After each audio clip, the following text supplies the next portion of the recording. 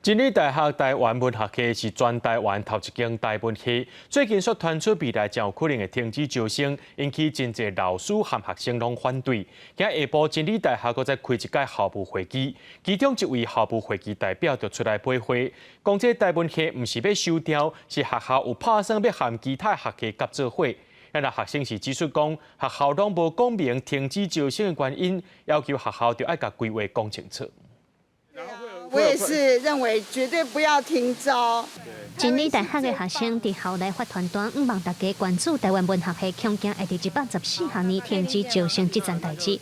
因为拜五下晡校方搁一届召开校务会议，可能会决定台文系的未来。其中一位校务会议代表王永昌是出面背会表示，台文系毋是要收掉，是学校有打算要整合资源和其他的系合并。这毋是要讲停。 停办是要甲资源整合，做上好的发挥，个再使用，然后会当提供更好的教育品质。这是阮即卖大方向。伫即个教会的即个决策中间，阮校应该是往即个方向咧发展。另外，有学生伫网络发起联署，反对台文系停止招生。学生认为，学校虽然有伫咧去年11月2日把针对停招的代志开过说明会。 拍算台文系以后要和人文与资讯学系合并，但是拢无对外讲清楚。伊嘛指出，未来若准台文系消失，这对台湾文化本土意识的传承是真大的伤害。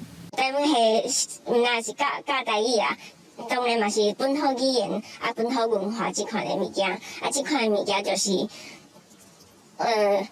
是咱台湾的根。 啊，这是最重要的代志。啊，若是讲这个台湾系愈来愈少，其实对台湾是真大的伤害。真理大学台湾文学系自1997年成立，是全台湾第一间的台文系。当初创系的理想，就是要传承台湾文学，建立台湾文学的主体性。